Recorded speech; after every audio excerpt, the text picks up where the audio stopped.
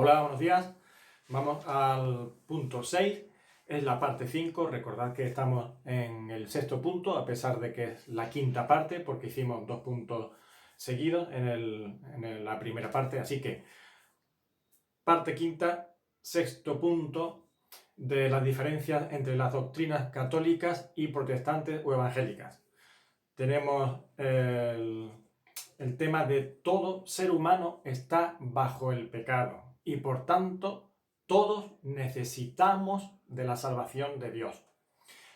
El punto que dimos anteriormente fue el asunto de el pecado y los pecadores, ¿de acuerdo?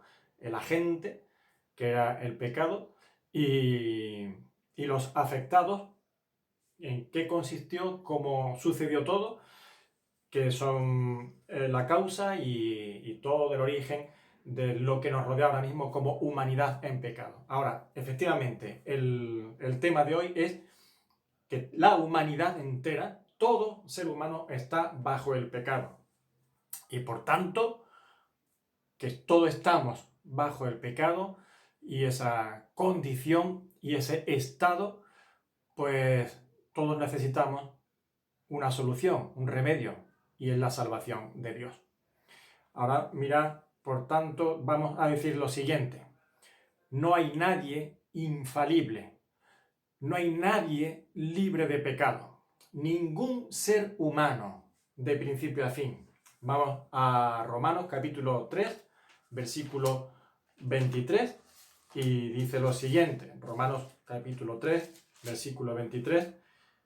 Por cuanto todos pecaron y están destituidos de la gloria de Dios. Así que todos somos pecadores y todos, por tanto, estamos destituidos de la gloria de Dios. Es decir, no podemos estar en la presencia de Dios, no hay forma de estar junto a Dios ni en su reino, por causa del pecado.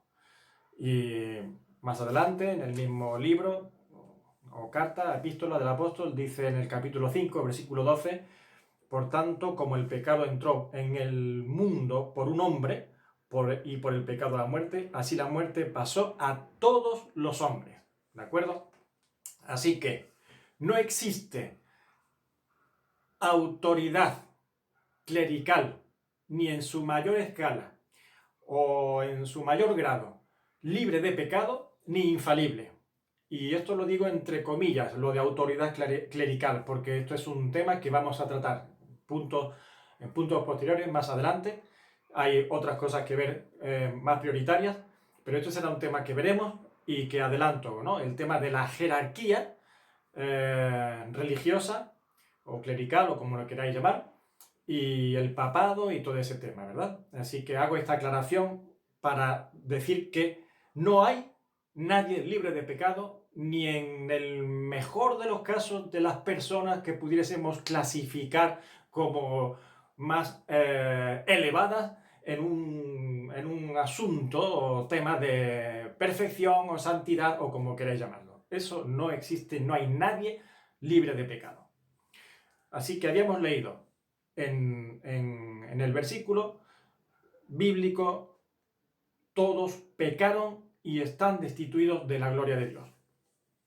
Ser buena persona no es el requisito que Dios tiene, ni que propone, ni que demanda para ser salvos, para volver a la gloria suya, a su presencia. Dios no busca buenas personas, sino personas buenas. Y esto tiene connotaciones, y esas connotaciones se hallan sujetas bajo la perspectiva de Dios, no bajo la perspectiva de los hombres. ¿De acuerdo? Cómo Dios ve las cosas es en función a eso, a cómo Él las demanda. Y cómo los hombres, las personas, los seres humanos, y quiero hacer una salvedad, quiero hablar como siempre se ha hablado, sin prejuicios, ¿de acuerdo? Cuando digo los hombres, y cuando vemos en la literatura los hombres, se refiere a la humanidad, y no excluyo a nadie, más bien incluyo, así que soy más incluyente, creo, en todo sentido. Uso la palabra los hombres como cuando digo, y todo el mundo ha venido a verme, Pues todo el mundo no es el planeta Tierra que se me ha caído encima, ni todos los seres humanos, sino que estoy diciendo, pues mira, todos los que allí han venido a verme. Así que vamos a obviar un poco el asunto del lenguaje, ¿de acuerdo? Moderno, y creo que se me entiende, y si queréis me vais a entender perfectamente porque hablamos el castellano de toda la vida. Así que, según la visión que Dios tiene de las cosas, así Dios propone, así Dios demanda y así Dios establece. Según la visión que los hombres tenemos de las cosas, así proponemos, demandamos o planteamos las cosas. Así que es importante tener en cuenta que Dios no ve las cosas como los hombres. Y por tanto no podemos juzgar la voluntad de Dios, ni interpretar, ni pensar en la voluntad de Dios como lo haríamos de un hombre cualquiera. Ser buena persona, hablando aquí de forma coloquial entre nosotros, es lo que decimos al referirnos a alguien que, teniendo sus errores y defectos como todo el mundo, ¿verdad? Y eso lo decimos francamente, ¿no? Nadie es perfecto, todos cometemos errores. Pero decimos que es buena persona aquella en la que predomina el bien, ¿no? O la bondad, o la justicia, ¿no? Fulanito y tal es muy buena persona. Y no estamos diciendo que es una persona perfecta, sino que, oye, en su amplio carácter, en lo máximo de su forma de ser, es bastante bueno, ¿verdad? Pero eso no es lo que Dios demanda de los hombres. Dios quiere que seamos personas buenas. Y por ello establece su ley, que es la vara de medir, conforme a su visión, conforme a su criterio, que entendemos es perfecto.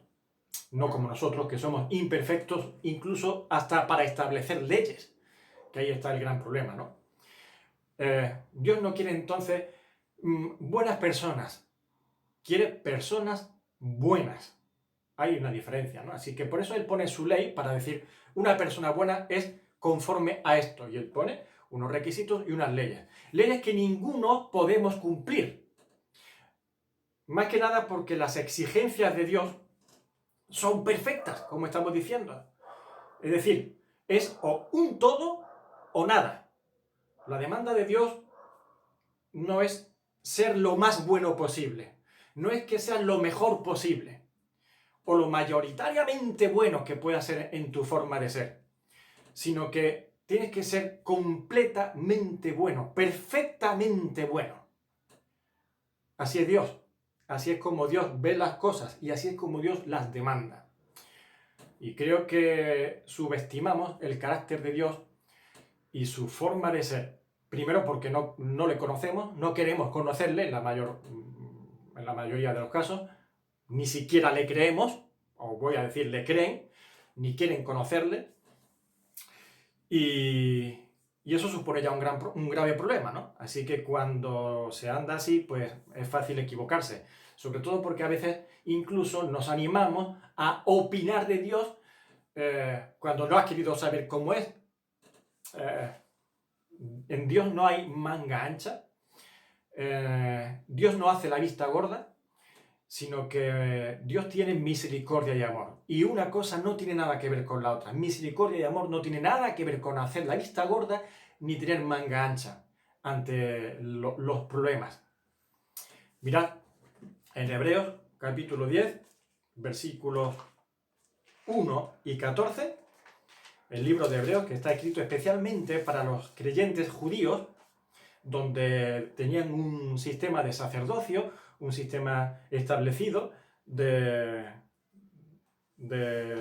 sacrificios y de prácticas conforme Dios había establecido en un principio a Moisés para el pueblo de Israel. Pues ahí, en el tema del sacerdocio y la intercesión, por tanto, vemos cómo el escritor escribe lo siguiente. Capítulo 10, versículo 1. Porque la ley, teniendo la sombra de los bienes venideros, no la imagen misma de las cosas, nunca puede, por los mismos sacrificios que se ofrecen continuamente cada año, hacer perfectos a los que se acercan. Mirad qué interesante, ¿no? La ley tiene la sombra de los bienes venideros. Una sombra no es lo mismo que el objeto que proyecta la sombra. Si yo pongo la mano, no sé si se verá, por aquí ahora mismo no es suficiente, pero si yo pongo mi mano sobre, que le dé una luz y haga sombra, proyecta la sombra, tú ves la sombra y te imaginas cómo es mi mano, pero no sabes cómo es la mano realmente. Bueno, la ley de Dios es como una sombra de los bienes venideros, de las cosas celestiales. Te puedes hacer una idea al contemplar la ley, que es tan buena, tan justa y tan maravillosa, te puedes hacer una idea de cómo será aquel sitio que es el reino de Dios y aquellos seres que lo pueblan, y cómo funciona todo aquello y cómo se administra tan maravillosamente, que es lo que proyecta la ley. Ahora, esa ley, que es sombra, nunca puede, dice, por los mismos sacrificios que se ofrecen continuamente cada año, todos los años había que hacer sacrificios, por los pecados, por el perdón, buscando la paz con Dios, que era todos los años había que repetirlo, porque todos los años el hombre, las personas caían en pecado y tenían que arrepentirse para ser perdonados, pues no podían, y ahí estaba el asunto, no podían hacer perfectos a los que se acercan, a los que acudían a la presencia de Dios, por ejemplo en el templo, o buscaban la voluntad de Dios. Pero fijaros lo que dice el versículo 14. Hablando de Jesucristo, dice, pero Cristo, el versículo 12, 13 y 14, pero Cristo, habiendo ofrecido una vez para siempre un solo sacrificio por los pecados, se ha sentado a la diestra de Dios. No tiene que estar siempre, todos los domingos, sacrificando a Cristo, crucificando otra vez a Cristo, ofreciendo otra vez a Cristo como sacrificio por mis pecados, porque lo hizo una vez para siempre y después de hacerlo se sentó a la diestra de Dios. Así de eficaz, así de rotundo. De ahí en adelante, esperando que sus enemigos sean puestos por estrado de sus pies, los que se rebelan contra él, los que le rechazan. Llegará el día en el que acabará esa paciencia de Dios, esa tolerancia, esa oportunidad de que los hombres entiendan, miren y se arrepientan, viendo el sacrificio que una vez se hizo por ellos y que vale para toda la eternidad. Y entonces llegará el momento de ponerlo por estrado de sus pies, como juicio. Ahora dice, porque con una sola ofrenda hizo perfectos para siempre a los santificados. Ahora ya hablaremos también del tema de los santos y los santificados. Es un tema también que hay que tratar por sí mismo, que hay mucho que decir. Y fijaros lo que dice, con una sola ofrenda hizo perfectos. ¿Qué nos está diciendo esto? Que esa es la voluntad de Dios, hacer perfectas las cosas, hacer perfectas las cosas y perfectos a las personas. Él no quiere una buena persona, Él quiere personas buenas como Él dice que es bueno, de principio a fin, perfectos. Ahora, eso lo ha conseguido la obra de Jesucristo en la cruz. Él nos perfecciona, pero es una cosa que no se ve aquí en la tierra. A mí nunca me vais a ver perfecto, jamás me veréis perfecto. Ahora, Dios es el que me va a ver perfecto y me ve perfecto desde ya por la fe en Jesucristo, que traspasa la vista de Dios, la forma de mirarme Dios es a través de Cristo. Yo estoy aquí, Dios está aquí y Dios me ve a través de Cristo, que está en medio. ¿Os acordáis? Mediador, intercesor. Y así es como Dios ya me ve perfecto, porque me ve a través de Jesucristo, el cual sí es perfecto, el cual es el que ha hecho todo lo que agrada al Padre. Y por eso se pudo ofrecer sustituyéndome y tapando el juicio y la condena que iba a por mí. De esa forma, el Padre ya me ve a través de Cristo y dice, a Esteban lo acepto. Y Esteban es suficientemente aprobado porque está en mi Hijo. Y de esa forma es perfecto y lo apruebo. Eso es un hecho espiritualmente ya realizado en mi vida. Aunque los que estamos aquí, todos en el mundo, me estáis viendo imperfecto, porque lo soy, en muchas cosas. Pero aunque lo soy, Dios ya no me ve así y me acepta. Y llegará el día cuando llegue el momento de llegar a su presencia en el que eso que aquí no se ve todavía, se verá y se hará ya completo, una auténtica realidad completada, la perfección. Se verá en el cielo, se verá en la presencia de Dios. Aquí en la tierra no, porque estamos a donde tenemos que ir. Del polvo fuiste tomado y al polvo volverás. Si no, nos moriríamos. Ahora, esta imperfección va a acabar con el polvo. Y la perfección que Dios ve a través de su Hijo es la que va a ser manifestada por la eternidad. Así que, por muy buena persona que se sea, no será nunca suficiente para ser aprobado por Dios. Isaías 64, versículo 6, lo tengo aquí escrito, no me entretengo en buscarlo, dice, si bien todos nosotros somos como suciedad, si bien todos nosotros somos como suciedad, y todas nuestras justicias como trapo de inmundicia. Y mirad que lo está diciendo un profeta llamado por Dios, preparado y apartado por Dios para transmitir la palabra de Dios. Y él se incluye. Él lo dice, yo soy el profeta y lo hago todo muy bien y estoy aprobado por Dios. Así que vosotros sois todos como suciedad y todas vuestras justicias como trapo de inmundicia. No lo dice así. Dice, nosotros, y él se incluye, somos como suciedad. Todos nosotros. Y todas nuestras justicias, todas las cosas buenas que hagamos, son como trapo de inmundicia, como un trapo de estos sucios que tú usas para limpiar la grasa o la suciedad de algún sitio. Un trabajo asqueroso, sucio. Así son todas nuestras justicias. Es decir, lo mejor que hacemos, las mejores de nuestras cosas, son como trapo de inmundicia. Y caímos todos nosotros como la hoja y nuestras maldades nos llevaron como viento. Ahora diréis, pero ¿eso cómo puede ser, Esteban? Eso es terrible, está diciendo cosas durísimas. No puede ser así. Mirad, insisto, vuelvo al tema. Es que todo depende desde la perspectiva de donde lo mires. Es verdad que el ser humano puede hacer cosas maravillosas. Puede hacer y podemos hacer cosas grandísimas, tiernísimas, encantadoras, muy buenas. Pero ¿qué es lo que ocurre? Ahora os lo digo y os lo expreso de esta forma. Eso que está diciendo el profeta es en el contexto de unido a Dios, comparado con Dios, contrastado con Dios. Mira, todo lo mejor que puede haber en nosotros, al lado de Dios, es sucio, es imperfecto, porque todo está manchado por el pecado. Y Dios no tolera ni una sola manchita. Mirad, y os lo ilustro de la siguiente manera. Una manchita que salpica de aceite, imaginaros, una gotita de aceite, en un mono de trabajo de un mecánico o de un carpintero metálico, de estos que trabajan mucho los hierros, están negros. Yo tengo amigos que son carpinteros metálicos y el hierro ensucia muchísimo, manos negras y los monos negros, o un mecánico que está con la grasa, que le salpique una gotita de aceite, no se nota, no se aprecia. Pero imaginad que vais a una boda y entra la novia por el centro del pasillo de los invitados andando y de repente a alguien, pues, no sé cómo o qué es lo que tiene en la mano, imagina, yo qué sé, salta una gotita de aceite y le salpica en el vestido de la novia. Pues en el vestido de la novia, blanco y perfecto, esa mancha aquí, en mitad del vestido, a vista de todos, es que no hay ojo que no lo note.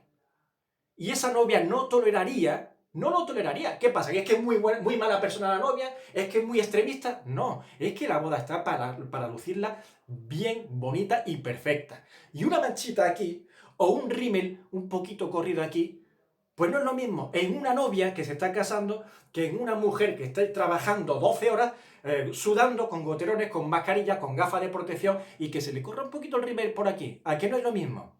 Pues no es lo mismo que en este mundo lleno de tanta maldad y de tantas cosas tan terribles, tú hagas cosas muy buenas y vas a relucir como una bombilla en mitad de la oscuridad, a que te compares todas tus cosas buenas que puedas hacer con la perfección y la santidad que hay en el reino y en el trono de Dios, y sobre todo en su propia persona.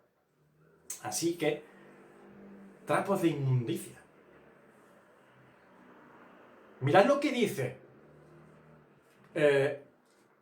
Santiago, que era Jacobo, en una epístola que escribe, que dice en el capítulo 2, versículo 10, porque cualquiera que guardare toda la ley,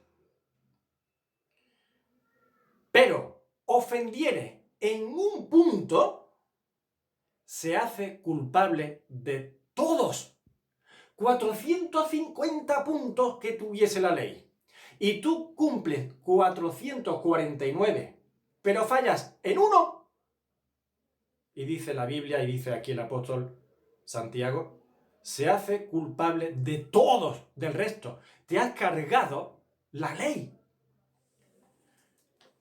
Un solo error en la vida entera de un ser humano es intolerable para la naturaleza santa de Dios. Es esa novia que no lo puede soportar, que no lo tolera, no lo permite.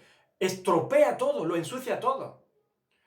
Aquí podremos soportar muchas cosas. Y bueno, venga, vamos a tirar para adelante. Pero el cielo está garantizado, que es el reino donde no entra ni puede entrar el más mínimo error. Porque está garantizada la eternidad perfecta. Y no se va a permitir el más mínimo error, porque eternidad es mucho. Es mucho, no es miles de millones de años, ni trillones de años. Es eterno. Y está garantizada la perfección para la eternidad, en la gloria de Dios. Y por tanto no se admite ni no se tolera ni un solo error en toda la creación que pudiese haber. Ahora, oye, ¿cómo te pasas, Esteban? Qué exagerado eres, ¿no? Pues no me lo estoy inventando. Lo hemos leído.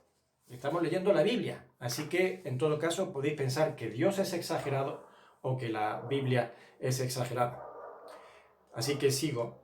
Por tanto, es imposible ser bueno, y repito, es imposible ser bueno como Dios quiere que el hombre sea bueno. Porque nadie en sus cabales, ni pensando lo más mínimamente dentro de una lógica, pues puede pensar que va a ser una persona como Dios manda, y nunca mejor dicho, como Dios manda. Ahora, fijaros que en base a esta realidad de la demanda de Dios con el hombre, Jesucristo tuvo un encuentro con una persona que se conoce en el Evangelio, es una historia muy conocida para los niños que aprendimos historias bíblicas, que se llama el joven rico. Es un muchacho, al parecer, una persona joven, que tenía mucho dinero, muchas posesiones, tenía mucha riqueza, pero quería cumplir la ley de Dios y estaba interesado en hacerlo, ¿verdad? Y entonces un día acude al Señor y le dice, maestro bueno, ¿qué cosas tengo que hacer para entrar en el reino de los cielos? Al dirigirse a Jesús le llamó maestro bueno. Así es como empezó. Normalmente la mirada y la atención la dirigimos a ¿qué cosas tengo que hacer para entrar en el reino de los cielos? ¿Y sabéis qué es lo primero que hace el Señor? Nosotros hemos fijado la vista en qué cosas tengo que hacer para entrar en el reino de los cielos. Pero, sin embargo, el Señor no lo mira así. Lo mira de una forma que no nos imaginaríamos. Se ha fijado en cómo se ha acercado a Él. Maestro bueno. Así es como empieza. Maestro bueno. ¿Qué cosas tengo que hacer para entrar en el reino de los cielos? Y sabéis, el Señor de repente, en vez de contestarle a su pregunta, le parece chocante, seco, y cortante, ¿no? ¿Por qué me llamas bueno? Yo me imagino la reacción del otro, ¿no? Hombre, ¿por qué te llamas bueno? Es evidente, ¿no? Y todo el mundo lo sabe y lo reconoce, es que eres muy bueno. El Señor le dice, ¿por qué me llamas bueno? Solo uno hay bueno y ese es Dios. Vaya forma de cortar esa conversación que inicia el joven rico, ¿no? A partir de ahí, el Señor empieza a contestar, pero deja las cosas muy claras. ¿Por qué me llamas bueno? Solamente hay uno bueno, y ese es Dios. Pues si me llamas bueno y sigues insistiendo en llamarme bueno, estás reconociendo que yo soy Dios. Y si no, no me llames bueno, porque no hay nadie bueno que no sea Dios. ¿Os dais cuenta a dónde os quiero llevar? Y cómo Jesucristo es el primero que quiere dejar las cosas claras. ¿Cómo que maestro bueno? Vamos a empezar la conversación bien. Si me llamas bueno y sigues insistiendo en que yo soy bueno, reconoce que yo soy Dios. Y para eso he venido. Para decir que Dios vino al mundo a salvar a los pecadores. Y si no, no me llames bueno. Y ahí hay mucha enseñanza.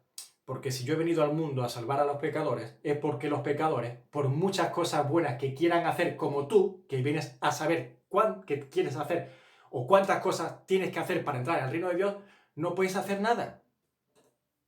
Que por eso he venido yo aquí. Porque yo quiero que seáis buenos y como no podéis serlo, yo tengo que solucionar ese problema en persona. Así que, pues, hombre, Señor, no te pongas así, ¿no? ¿Cómo eres? Pues sí, Dios se pone así. Pues vaya Dios.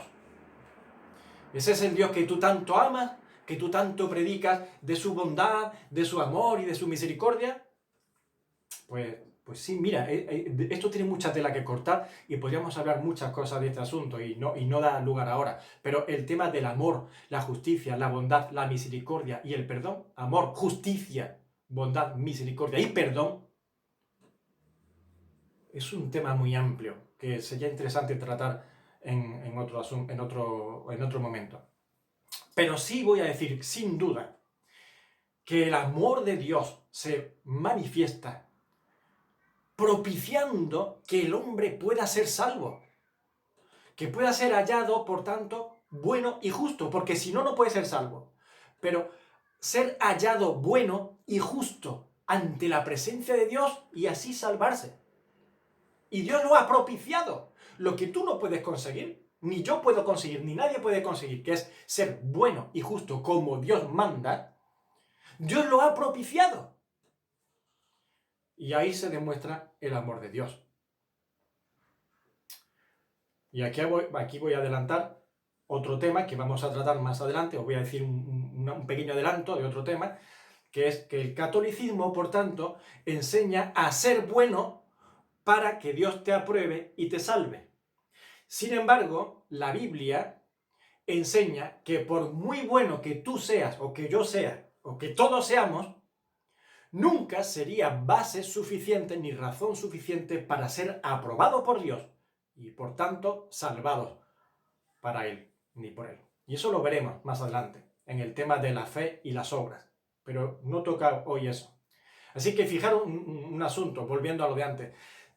Dios es amor, claro que es amor, y lo demuestra dando el paso, el primer paso y el paso necesario y suficiente para conseguir el perdón y la justificación del hombre y hacer lo bueno, lo que no podemos hacer nosotros, por mucho que quisiéramos, que nos esforzásemos, que lo deseásemos, pero si no da Dios ese paso y Dios no lo propicia, no lo vamos a poder conseguir nosotros. Así que como Dios puede y Dios quiere y Dios lo ha hecho, amigos, no hay duda de que Dios es amor. Porque podría Él dejarlo todo y dejarnos a nosotros como un náufrago en mitad del mar. ¿Y Él para qué se va a meter en la tempestad? Si Él no tiene problemas, si Él está muy bien en la eternidad y en su gloria y en su reino.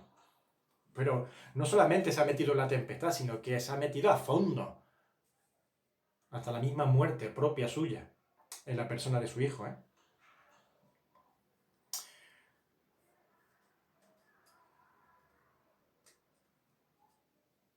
Es que el tema del pecado, y es lo que estamos tratando, el tema del pecado es tremendamente serio. Y solo hay que mirar sus consecuencias y mirar alrededor para darse cuenta de ello. Entender así su gravedad y el terrible alcance. ¿Sabéis cómo se ve una enfermedad y su gravedad? Lo terrible de una enfermedad y su gravedad se ve en el tiempo, en el transcurso del tiempo. Cuando a ti te afecta una grave enfermedad, quizás en ese momento no lo notes y no se aprecien los síntomas, pero deja que pase el tiempo. Y mira cómo te afecta y cómo te va deteriorando y cómo te va dejando al final a las puertas del fin, de la muerte física. Tiene usted un cáncer, te dice el médico, y tú te quedas así, que yo tengo cáncer, pero el cáncer es muy malo, ¿no? El cáncer no es lo peor que hay. Ya en estos tiempos hay muchas soluciones, pero es lo peor que hay. Pues sí, tiene usted un cáncer. Pues yo estoy perfectamente, pues yo me noto muy bien, yo no lo entiendo, habrán salido mal las pruebas o habrá algún fallo. Pues no hay duda, es cáncer lo que tiene. Y en ese momento tú estás muy bien. 6 meses después ya no estás tan bien. 1 año después estás muy mal. Y 2 años después estás terminal. Eso ha pasado con el pecado aquí en la humanidad. Cuando el hombre y la humanidad cayó en el pecado no se mostró tan terriblemente como el tiempo ha ido demostrándolo. El tiempo ha demostrado la gravedad del pecado, hasta dónde ha llegado la humanidad. Las consecuencias de ese pecado, que en un principio no se veían tan terribles, empezó a mostrar su fealdad, pero conforme va pasando el tiempo, se va mostrando con creces, de forma exponencial, lo terrible de esa semilla que la humanidad tiene dentro de sí. Así que, por tanto, la solución no es tan fácil como el hombre pudiera plantear. ¿Qué haría el hombre? Bueno, el indulto, ya está. Perdón para todos y se acabó. Pues mira, eso sería un perdón injusto, porque un indulto no paga la deuda, no hace justicia porque no salda las deudas. Yo he robado 1.000.000 de euros. Bueno, pues venga, el indulto. ¿Por qué? Pues porque no tiene forma de pagarlo, pues se le perdona. Bueno, y al que le he robado el 1.000.000 de euros, ¿qué pasa? ¿Ese se queda sin su 1.000.000 de euros? Pues a mí me perdonas con un indulto, pero al otro le ha fastidiado la vida. El indulto no es justo en muchas ocasiones. Habrá algún caso, yo pongo un ejemplo para demostrar cómo el indulto cae en injusticia, ¿no? Pero habrán ejemplos en los que pueda tener su lugar. En el caso de Dios, el indulto no sería justo. Y Dios es justo por naturaleza y no puede indultar. Entonces, condena irreversible. Es decir, no tiene solución. Condenado y se acabó. Hombre, pues sería extremadamente duro, aunque sería justo, porque lo mereceríamos, y en muchos casos se merece la condena, pero hombre, que haya un poco de sensibilidad, que te lleve a misericordia, alguna solución que se pueda dar. ¿No? La condena irreversible es inmisericordia. Y Dios tampoco es así. Dios es justo, perfectamente justo, y es perfectamente misericordioso. De modo que la gloriosa sabiduría de Dios se muestra en cómo conjuga de forma perfecta, amigos, cómo conjuga su amor y misericordia con su justicia, que no chocan. Para nosotros chocaría de frente. ¿Yo cómo puedo salvar a mi hijo, que lo quiero mucho, y perdonarlo sin que haya otro que le afecte? ¿Cómo puedo solucionar el tema del 1.000.000 de euros que le debe a ese y que este se quede satisfecho y él también? Y Dios perfectamente soluciona ese problema y lo conjuga perfectamente: el amor y la justicia, el perdón y la salvación, sin que ninguna de esas dos características divinas de su naturaleza se vean menoscabadas en él. Pues mira, queda la deuda saldada y el pecador perdonado. Eso lo vamos a ver más adelante y no voy a hacer spoiler de ese tema tan precioso, y espero que vosotros deseéis conocerlo. Y si queréis, os adelantáis y leéis el Evangelio y entendéis cómo lo hace el Señor. Pero ya os lo explicaré también. Así que todo ser humano, por tanto, es pecador y está bajo el juicio de Dios y precisa, por tanto, de salvación. Empezando por Adán, siguiendo por Abraham y Moisés, dos grandes hombres de Dios y hombres de fe, continuando por los profetas que fueron fieles hombres delante de Dios, pues ellos también eran pecadores, incluyendo a María, la madre de Jesús, y a los 12 apóstoles, y llegando hasta el último ser humano que habita en la tierra. Por cuanto todos pecaron y fueron destituidos de la gloria de Dios. Y cuando Dios dice todos, Dios no habla con relatividades. Así que este punto nos va a dar paso al siguiente punto, que será María, la madre de Jesús. Nos vemos para la parte sexta, punto séptimo. Espero que el Señor os bendiga. Buen día.